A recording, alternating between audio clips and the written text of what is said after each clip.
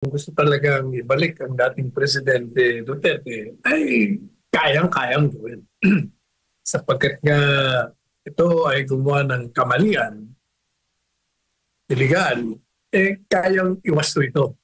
Especially because kitang-kita naman talaga ang kamalian na ginawa ng mga indinimanda dyan sa Korte Suprema kaugnay dito sa petition for writ o habeas corpus.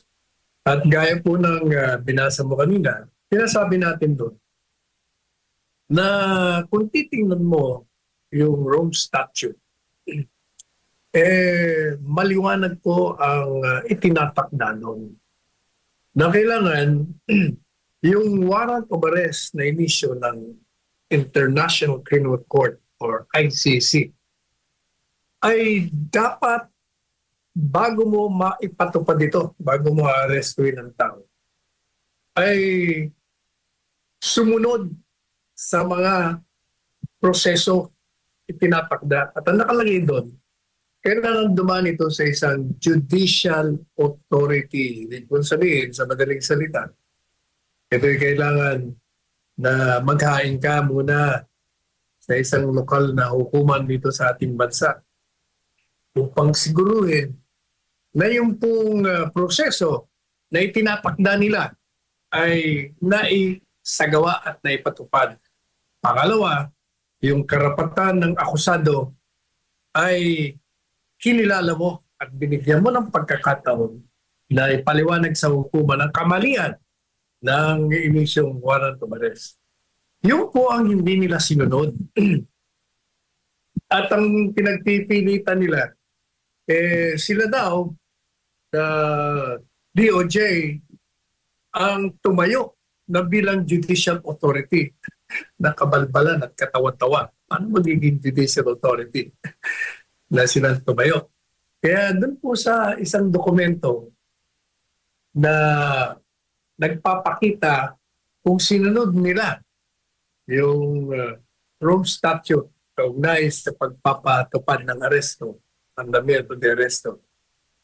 Specifically yung numero 59, 59, kalagay doon. Kung sinunod ba yung process, yung sinabi ko sa inyo na kailangan dumaan ka muna sa hukuman ng lokal at siguraduhin mo na walang irregularidad at kinilala mo ang karapatan ng akusado. Alam niyo po ba ang sagot doon ng ambassador? Sabi mo pangalan ng ambassador nila. Ang sabi niya, I don't know. Don't know. Hindi ko alam. Biro niyo hindi niya alam. Kaya nung nagkaroon ng Senate hearing dyan hindi niya malaman kung paano yung papaliwanag. Kasi nga, ang katotohanan talagang hindi nila sinunod. Kaya they were playing safe, kunyari don't know. Pero sa mga pahayag ng DOJ, sinasabi nila, hindi sinunod namin kami yung judicial authority.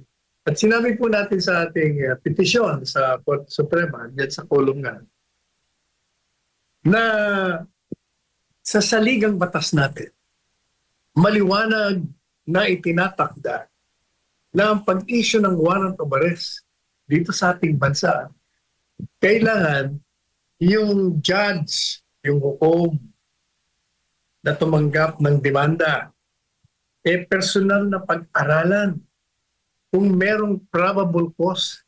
Meaning, ibig sabihin, kung maaaring sa kalakaran na binabanggit dun sa demanda, nakikita na maaaring ang akusado ay isinagawa ang demanda sa kanyang krimen. Pag nalaman niya na maaari o may probable cause, saka lang siya mag-i-issue ng warrant. At nakalagay din sa laging batas natin na hindi ubra yung mga unreasonable seizure na tinatawag, unreasonable search and seizure. Hindi makatarungan at illegal na papasok sa pribadong bahay at search yun sa iyong mga gamit at pagkuha sa iyong kalayaan, pag-aalis sa iyong karapatan na manatili sa isang lugar. Yan po yung nilabag nila. Klarong-klaro ng paglabag. Kaya sabi natin, itong kadahilanan na ito, masyadong maliwanag pa sa sikat ng araw na ang pamahalaan natin ay nilabag ang saligang batas. Nilabag ang ating batas kaugnay sa pag-aaresto. At nilabag din ang provision ng Rome Statute sa pagpapatupad ng kanilang mandamiento de arresto. Madaling sabi, yung ating artikulong yun ang pinakabuod. Pinakita natin ang kamalian, ang kawalan ng pagsunod sa saligang batas at pati na sa batas ng ICC. Kaya maliwanag na iligal ang pag-aaresto kay Presidente Duterte. Ayan. Pero Attorney Sal, kaugnay naman sa issue ng interim release, which is ngayon ay mainit din na issue kay dating Pangulong Duterte. Kung sakaling aprubahan ito ng ICC, sa tingin nyo ba mas magiging ligtas ba si Tatay Digong sa ibang bansa o dapat ba pauwiin na talaga dito sa Pilipinas ang dating presidente? Ibalik yan dito sa ating bansa. Pero malabo yun kasi itong gobyerno nga ayaw.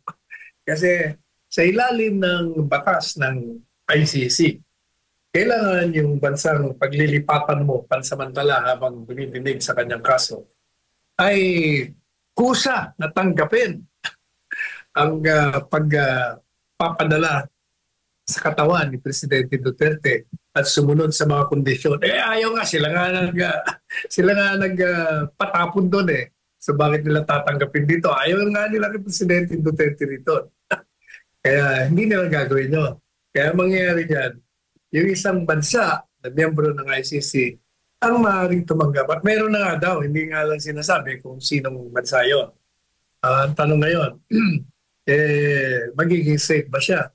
Palagay ko naman, dahil yung tatanggap niyan, merong mga kondisyon ang ibibigay ang ICC na kung hindi nila kaya, ay hindi nila tatanggapin. Ang unang-una na siyempre dyan, yung kanyang seguridad. Kailangan sila ay gumawa ng mga akbangin to secure, to provide protection dun sa bilanggo. Pangalawa, kailangan yung kanyang kalusugan. Pangatlo, kailangan bibigyan mo ng guarantee ang ICC na pag mayroong pagdinig, pwede siya pukatin. O kaya siguro, because of that, kailangan yung malapit lang sa ICC para hindi problematic yung pagpapadala sa kanya pag meron siyang bista. At siguraduhin din na yung kanyang pasilidad ay hindi naman makakasira sa health ng bilanggo. Kasi kailangan talaga alagaan mo siya. Otherwise, baka magkasakit pa yan at lalong lumala ang kanyang sakit. O yan ang mga kondisyon na ayaw siyempre ng gobyerno natin. Ayaw nila. Pinatapon nga nila. Ayaw nila kainin. Kaya nga, sabi natin, bakit pa maghihintay ang gobyerno ito na, number one, kung ang petisyon sa Korte Suprema, yung writ of habeas corpus, ay magkaroon ng desisyon na pabor sa Presidente Duterte at utusan itong gobyerno na ibalik. Bakit pa sila maghihintay na sa harap-harapan, sa mukha nila, pagsabihan sila na illegal ang ginawa nyo at ibalik nyo, wasto, dalhin nyo rito yan. Mas sila maghahantay doon. Pangalawa, bakit pa sila maghihintay na yung mismong pinagtapunan nila ay mag-i-issue ng pansamantalang release? O di sampal din sa mukha nila yun. Ibig sabihin, lumalabas na ang mga kalakaran sa ilalim ng pag-aaresto ay may diferensya. O kaya binigyan lalong-lalo pa yung kanyang edad. Matanda na siya, mahina na siya, hindi siya kasing lusog nung siya ay naging presidente noong 2016 na malakas pa. Yun ang mga kalakaran dyan sa ilalim ng interim release. Kaya yung mga nangungontra dyan, mga kumukontra lang naman ho dyan yung mga nasa kaliwa, saka yung mga dilaw.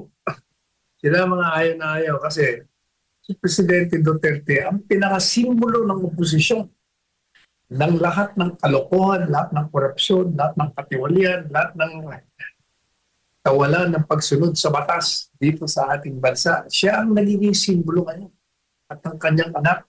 Kaya kailangan huwag makabalikan dito. Ang problema sa inyo, kahit nga hindi nyo pinabalik yan at nakakulong yan, naglagapakan ngayon lahat sa halalan.